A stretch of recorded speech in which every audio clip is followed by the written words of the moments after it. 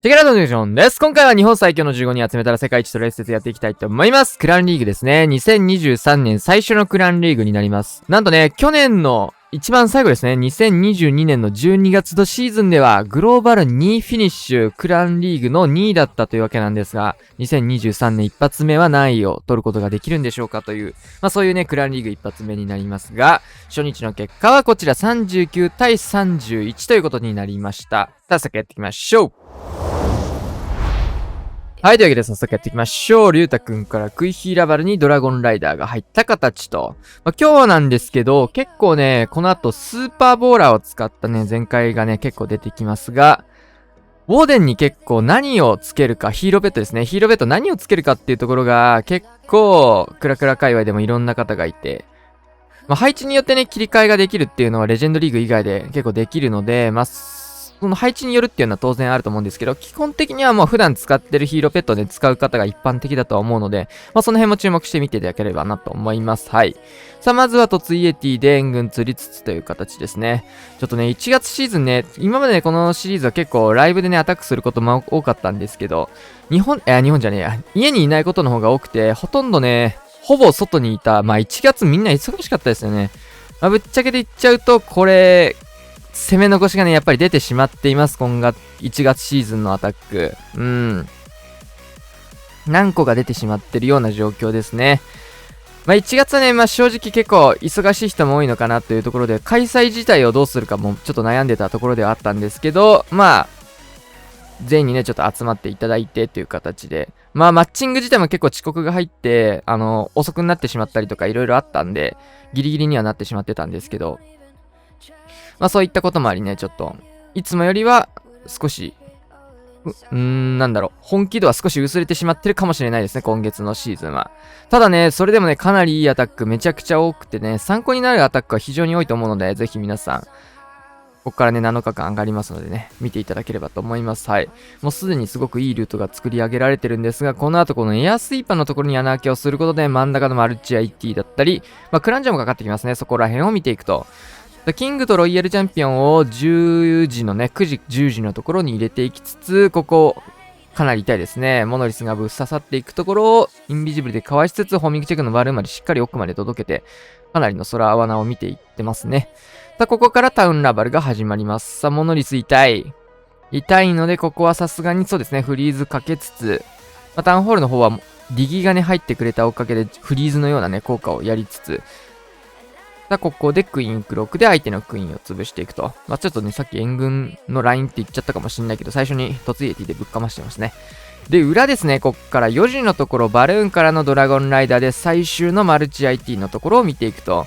ここに関してはラバルでは届かないところだと思ってたと思います。そしてクイーンの方でもこうやってね、最終的にマルチのところまでは触れないので、ドラゴンライダーが必要不可欠というところで、ライダー採用。結果的にはこのライダー採用が光ってマルチ IT を突破しつつ、バルーンはね、やっぱりラバルの部分、タウンラバルすると結構落ちちゃうので、いないんですね、ほぼ。最終的にはこのキングと、ヒーロー、クイーンだったり、ウォーデンだったり、ガーゴイルの群れがね、集まってきて、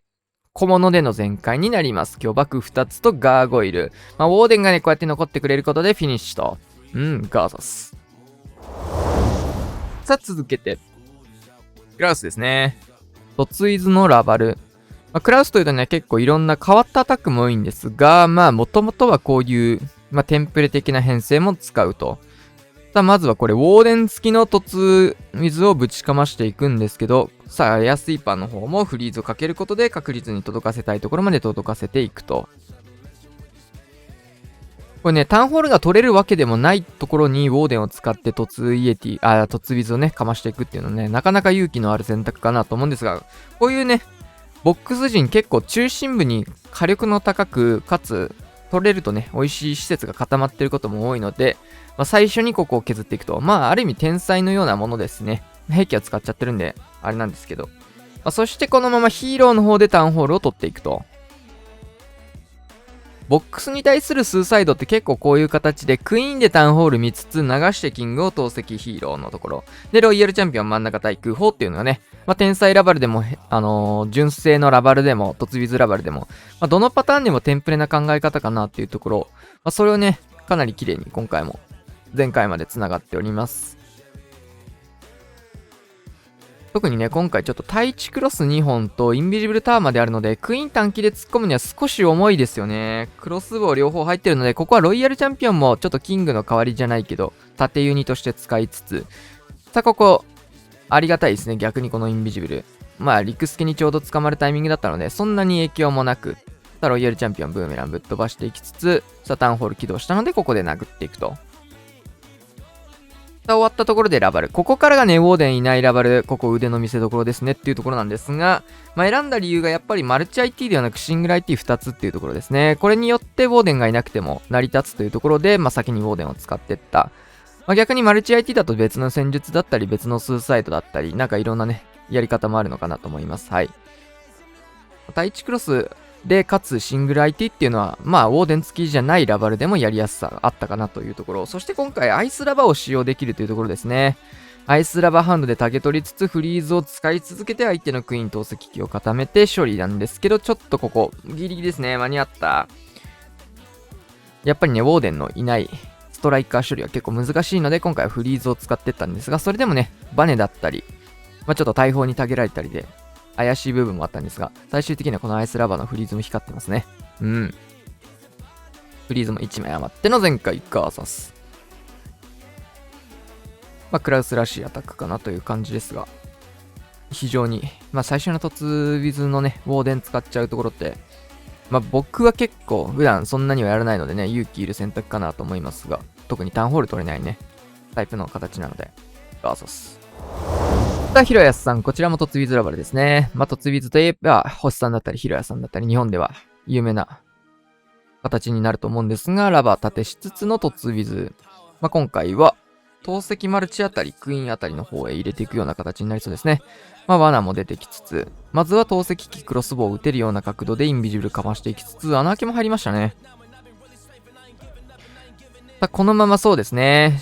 防衛援軍のアイスゴーレムは破裂させてしまうと、突ウィズの動きが止まってしまうので、ここはしっかりインビジブル隠しつつ、中心マルチまで届けていきました。まあ、それによってね、ちょっと相手のクイーンの処理まではできなかったんですが、真ん中マルチ、よりね、危険度が高いところを突破することができましたと。ここからはさっきと同じような展開ですね。まあ、やはり、ボックス陣に関してはクイーンの方でタウンホールを取っていくっていうのがね、基本的な考え方になるので、今回もちょっと火力は高いんですけど、うまいことタウンホールまで誘導していくような形になります。まあ、さすがに、キングを今回はサポートで使っていく形ですね。まあ、そこをさっきはね、キングを入れた部分に突ウィズを刺してったっていう形です。まあ、ラバルの方でウォーデンが使えるっていうのもね、あってね、ラバルはさっきよりも負担がかかるルート、かつ、マルチの方ね、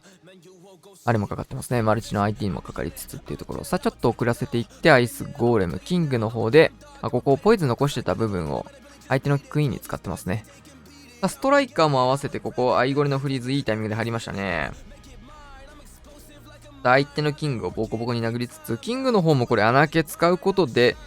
ちょっとタウンマリの邪魔なもの、ね、リクスケとかもキングの方吸ってくれてますね。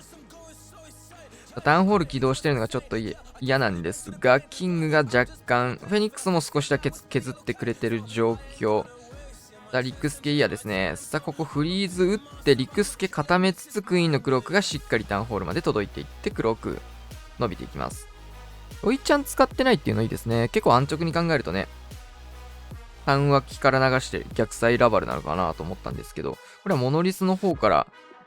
込んでいく形ですね。エアスイ逆光でここトームをかけていく。割と下からかなと思ったんで、面白いなと思って見てたんですけど、ここもう一度フリーズからのヘイスト。もう一回エアスイーパーフリーズしていってという形ですね。まあ、ロイヤルチャンピオンが行きやすいルートであるっていうのも一つあるかもしれません。イングライティとかもね、絡んで、タウン裏のね、防衛節結構触りづらいですもんね。最終的にはこのままロイヤルチャンピオンも生き残りつつ、ラバルと交流しての前回ガーサス。ラバルのルートとしてね、安い逆光で行くっていうのは結構ね、個人的にはこれも勇気ある。下から行っちゃいそうな感じだったんでね、いい選択だったのかもしれませんね。はい。さあ、ここからね、ちょっと冒頭で話したんですが、スーパーボーラーでのね、前回が続きます。まずは、ガクから、ヒーローペットでちょっと触れたんですけど、ウォーデンの方にね、トカゲちゃんを使っております。ポイズンリザード。結構これ派閥があって、ウォーデンにポイズンリザードなのか、オールですね。オール使う人なのかっていうところ。ちょっと今回は、ポイズンリザード採用だったんですが、クロスボウに打ち抜かれ、大砲に打ち抜かれというところでね。今回の場合は確かにオールの方が良かったかもしれませんが、普段使ってるのがポイズンリザードだったんでしょうね。ウォーデンの隣に、シューターを置いて、タウンホールの方シューターですね。大工の小屋のおかげでタウンホールが起動できて、そのままタウンホールをシューターで打ち抜けるっていうところですね。配置の弱点になっている部分をしっかりついていくと。さあ、相手のクイーンとウォーデンが捕まってしまったので、ここレイジに乗っけたストライカーで美味しく相手のクイーンを処理。これは美味しいですね。さあ、走ってってポイズンの、これポイズンターンのポイズンも吸えましたね。これもいいストライカーになりました。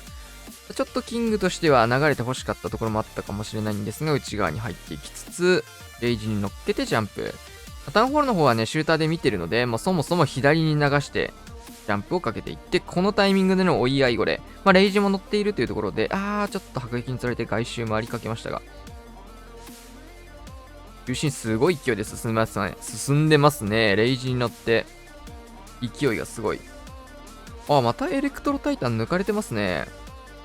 枠はね、一回ね、タイタン入りを入れたり入れなかったり、結構いろいろ試行錯誤してるみたいですが、今回は編成にそもそも入ってないですね。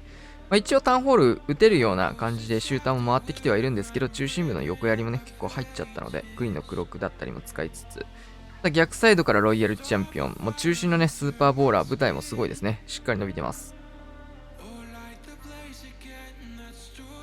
ロイヤルチャンピオン、ブーメラン使いつつ、投石ミリ誰か触ってくれというところ、しっかりここはスーパーボーラー届いていって、両サイドモノリス投石機と両サイド破壊していって、穴開け裏からして大砲ダメージでつつ、シューターから出てきたユニットが最後集まっていって、ネクロも外周残ってますね。こうなるともうスーパーボーラーがヒーラーついて止まらないと。結構この陸系編成だとこのヒーローペットの組み合わせがめちゃくちゃ強いと思ってて、ちょっとね、動画撮ったんですけど、お蔵入りになってしまった動画があって、それがね、リガホグの動画だったんですけど、リガホグでのね、このヒーローペットの組み合わせがめちゃくちゃ強いんですよね。というのもね、結構、なんだろ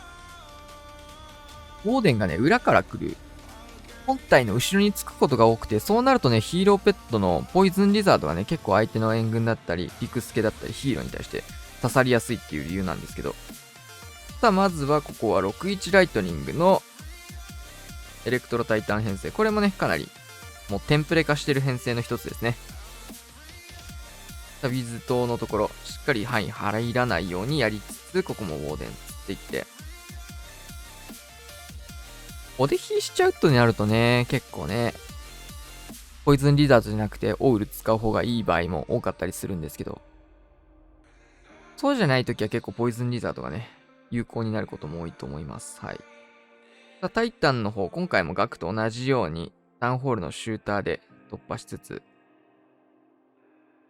この編成も強いですよね。レジェンドリーグでもね、使ってる人も多いですし、対戦でもね、1本は必ず出ると言ってもいいぐらい、使用頻度高いですね。うん。陸系編成ではスーパーボーラー、エレクトロタイタン編成、この2つがね、かなり。これ。自前のレイジか。さすがにびっくりした。一瞬ちっちゃく見えて、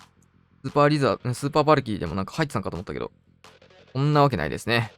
危ないとこでした。ジャンプを少し角度ずらして、クイーンだったりエレクトタイタン両方入るような角度。ここまだしっかりトーム残してますね。奥地でかけていくような形になりそうです。レンさんっていうとね、結構天才ラバルとかラバル系の編成が多かったイメージなんですが、エレクトロタイタンの仕様ですね。さあ、シングライティもかかってきてはいるので、ここで早めのトームを使いつつ、地味に外れましたと。ロイちゃんも能力残ってるね。61天才で呪文の枠数は結構使ってしまうので、残ったフリーズの呪文とか1枠呪文っていうのところの使い道っていうのが数も限られるので、非常にタイミングが大事になってきます。はい。シューター強いっすね。さっきのアタックも、これもシューターがタウンホールをプラスで、シューターでタウンホールプラスアルファ、いろんなところが破壊できるっていうのがね、めちゃくちゃ強いですね。最後もオグライダー追加で出てきつつ、4ヒーロー生存での全開。もう、配置にぶっ刺さってますね。さあ、森尾さんもこちらは、エレクトロタイタン編成ですね。こちらもシューター採用と、ちょっとスーパーボーラーだと思ってたんでタイタンだったな、これ。さあ、こちらもポイズンリザードが入った形。攻撃速度が速いんですよね、ポイズンリザードって。なので、オーバーキルが少ないユニットに、ヒーローペットになってますね。削る速度も速いし。ヒーローペット、どれもね、攻撃力が高いっていう感じではなくて、あくまでサポートではあるので。今回のシューターもイーグル砲の方へ、だいぶぐるっと伸びそうな感じがありますが、キングでサイドカットしつつ穴開けも済んでいるので、エレクトロタイタン相手のクイーンに向かって走っていって、その隙にね、ウォールブレーカーしっかりと折ったので、2層目もしっかり入りそうですが、ちょっと取れた部隊もアイゴレ筆頭にいます。いいっすね。これもイーグルも結構ダメージ入ってるので、ちょっとでも入れば解けそうです。シングル IT ここフリーズ入りつつ、フォームも一緒に合わせて入って、シングル周りもね、結構ね、リックスケルトン多いんですけど、エレクトロタイタンが本当にその辺に対しては強いんでね。さあ、もう一度フリーズ使っていきつつ、タウンホール突破、いいタイミング。さあ、外周部もアイゴレキング、ネクロがね、進んでいって、キングのね、あれもね、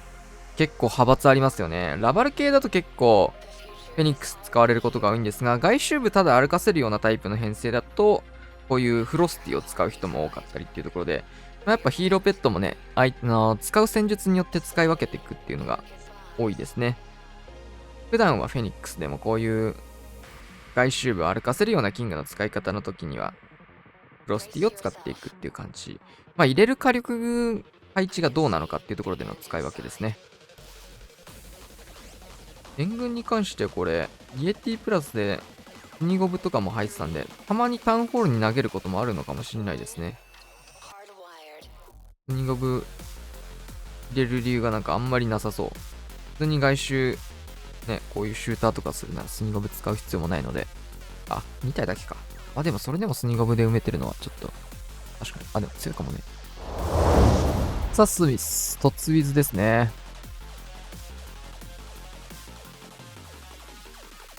今回これで3本目かな。さっきもキングの話で出たんですが、こちらもキングはフェニックス。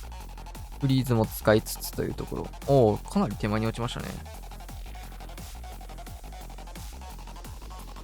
手前に落として、タウン脇の施設を落としていくような形。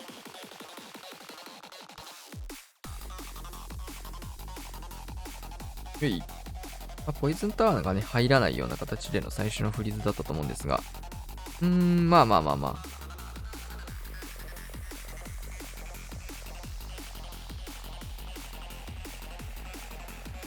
これ見えなかったんですけど、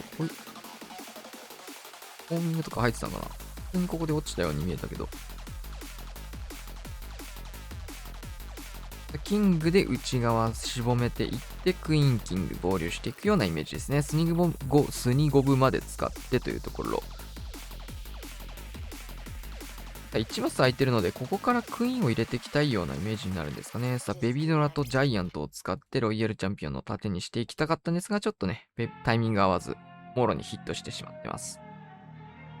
フィスト使いつつ、ちょっとここはフリーズ欲しいですが、使わず、キングをフェニックスにさせていく。そしてこのアイゴレもいいタイミングで入りましたね。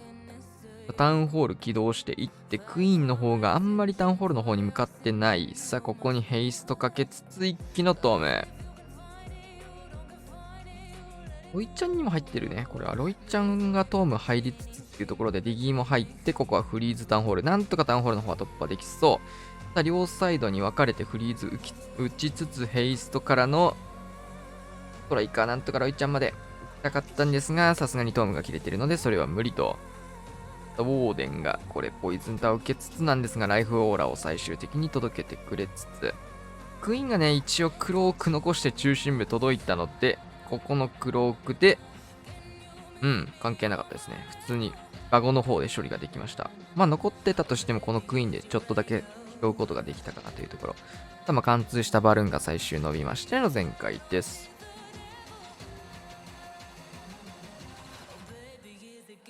結構ね、ヒーローペットやっぱ戦術によって使い分けるべきかなって思うんですが、戦術と配置ですね。あれに対してはフェニックスが相性いいかなと思います。さあ、コマくんスーパーボーラー。こちらもデヒースタイル、オールで入っていきます。さあ、穴あけ1枚。ここのオール採用は非常にわかりやすそうですね。対空砲もかかってないですし。マルチ IT とかもね、いろいろかかっちゃうんで、ポイズンリザード。お出ひするってなると、どうなんでしょうね。ヒーローペット単体で見たときにオールって全然強いあれじゃないんだけど、空を飛んでいるっていうのがね、やっぱ強いですよね。空飛んでるってそれだけでやっぱ能力として優秀だったりするので、対空砲とかね、あるとそれはまた別になっちゃうんだけど、他のヒーローペットで空飛べるのってフェニックスだけで、あいつは死なないと出てこないので、通常としてね、使えるのだとオールとしの方がね、強いよね、やっぱり。空戦術だったらやっぱウォーデン、オールつける以外の選択肢がほぼないと思うし、配置見てから変えるなら別だけど、基本的にはオール安定になる部分だし。キング外周歩かせつつのベビドラ AT 向けてっていうところ。さあ、これはウッドランチャーで貫通を目指していきます。スケルトの呪文使って、ここはモノリスのターゲットかぶせて外していくようなイメージですね。いや、強い。オーラーのバウンドダメージもだいぶ伸びつつ、こういう時にフロスティが強いですね。火力の高いところに1点出しして入れていくってなると、フェニックスが強いんですけど、外周をこうやって歩かせていくタイプだと、ヒーローペットはフェニックスよりもフロスティのが強いと。そして中心ちょっとウォーデンのね、HP もやばくなってドームが入って、タイミング的にはそんなに悪くないタイミングで良かったんですけど、ロイヤルチャンピオン外周流してここにぶつけていきます。キングとロイちゃんで両サイドカットして、中心部っていうところを、ジャンプもちょっと角度ずらしていきつつ、スーパーボーラー部隊で中心本体を伸ばしていくようなイメージ。ちょっとネクロも溶けちゃいましたね。が、ここでロイヤルチャンピオンと本体部隊が合流していくような感じ。いいアイゴレになりそうですが、届いていってテスラ固めて。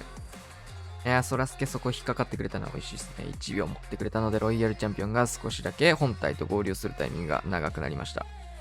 ボーラーのバウンドダメージ強い。強い。スーパーボーラーの延命力がこれ非常に光りましたね。さあ、ディギーも入って、スーパーボーラー貫通全開。いや、ボーラーが強いわ。あれこいつ、地味に隠れてましたね。ステルス性能も兼ね備えた。アクリリタンポンプってちょっと見つけづらいよね。バーサス。さあ、やったーさんスーパーボーラーですが、こちら3体編成でエレクトロタイタンが入った形。ちょっとエレクトロタイタンが減ってきた感じもありますよね。スーパーボーラー編成に対して。今回もお出ひなんですが、使用されてるペットは、ここポイズンリザードになりますね。全員、このスケートの攻めはお出ひからスタートしていますね。なかなか食いひからスタートするボーラーもそんなに数は多くないんで、基本的かなとは思うんですけど。一つよ。打ってもないアーチャータワーがこれで吹き飛びましたね。両サイドをお出ひとシューターでカットして、内側スーパーボーラー本体を伸ばしていくっていう、陸系戦術として一般的なやり方かなと思いますが、ボックス陣に対しては結構ね、みんな、どの戦術でも攻め方ってある程度決まってて、スーパーボーラーだとこうやってお出ひワンサイド、両逆サイドをシューター削りっていうのがね、今のところのスーパーボーラーも同じような感じ。で、コマくんみたいな逆サイド。今回はね、36って取ってるんですけど、69って取った時に中心でウッドランチャーで伸ばしていく形もすごい流行って一つの形だし、その辺をね、使い分けてやっていくのがいいのかなと思うんですけど、ウォールブレーカーだね、今回は。誘導ですね。すごい。2層目までウォールブレーカー入れつつ、アイスゴレム当たって、トームのタイミングちょっと見計らっこれキングでタウンホール見ていく形だ。その形を取るので、今回はフェニックスですね。これはフリーズも必要になってきそうですね。シングル IT キング当たりつつ、さあフリーズしっかり打っていって、ロイヤルチャンピオンちょっと角度つけて、これを入れてますね。中心部でアトムが入って、下のウッドランチャーじゃないや、シューターの方、嫌なタイミングでテスラが。なんとかタウンホールは、キングロイちゃんパート飛ばすことができましたが、ちょっとロイちゃんポイズン受けつつ、かわしました。そしてベビドラで裏のね、アーチャータワーのタゲを取ることでロイヤルチャンピオン延命して、うまいですね。さあ中心部は、クイーンでタゲ取ってるので、スケルトンの呪文でロイヤルチャンピオンをさらに活かしていく。ロイちゃんの延命ってこの陸系の戦術だとマジで大事で、うまいですね。今回もクイーンが能力を残して最終区画に入れそうです。さあ、ベビドラ回収も刺さっていって。あ、1マス空いてるんですね、そこ。これは強い。あれなんでここだけ空いてるんだろうね。これってミスなのかなわかんないけど。他の区画全部繋がってるけど、ここだけ1マス空いてて、お得ですね。どっちにしろ黒くで壁破るだけだったんで、そんなに変わんないですけど。さあ、前回。なかなかね、ちょっとクイヒーラバルとかそういうタイプの編成みたいな取り方でしたね。キングでダウン。本日ラストアタック、オガヨッツさん、クイヒーラバルのウッドランチャー型。結構ね、ランチャー型のクイヒーもね、ヨッツさん結構やってるイメージあるんですが、キングでまずは内側入れてって、イーグル砲だってこのね、単体火力えぐいっすね。おでん像とモノリスというね、二大新、なんか単体火力最強兵器みたいな。あとはシングル IT かな、3台で。シングルはちょっとね、火力が上がるまでが最初は弱いので。フィストでターゲットブラしつつ、ポイズンタワーもちょっと入っちゃいそうですが。やは結構対策はされてますね。火力は高いんですが、クイーンの方もちょっとこれはレイジが必要か。黒く出ちゃいそう。ギリギリですが耐えていって。アーチャータワーの方が。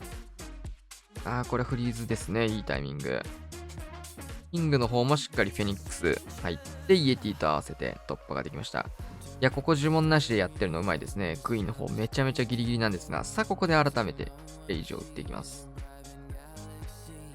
クイヒーやる人でね、こういう呪文の管理って非常に大事になってくるんですけど、いい管理。この後のね、アーチャータワーを突破した後に対地クロス以外のタゲがないっていうのを見ての採用だったんですが、このストライカー間に合うか？ちょっと間に合わない。で、欲張りましたね。が、いいタイム、いいなんか挑戦だった気がします。もう2枚オールブレーカー入ってるんで、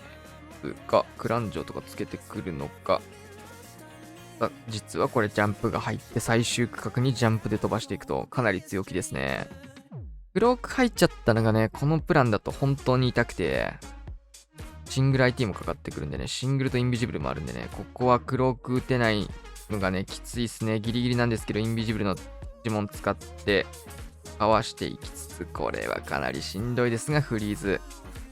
配置クロスもね、ガンガンに入って、なんとかここはクイーンを保つことができて、最終タウンホールの方まで触ったんですけど、ラバルの方もね、結構余裕を持ってね、最終合流できたので、さあ、ディギーがここで入ります。いいディギー。結果的にはもう、ラバルとタウンホールラバルとクイーンで両方でタウンホールをケアするようなクイラバになりました。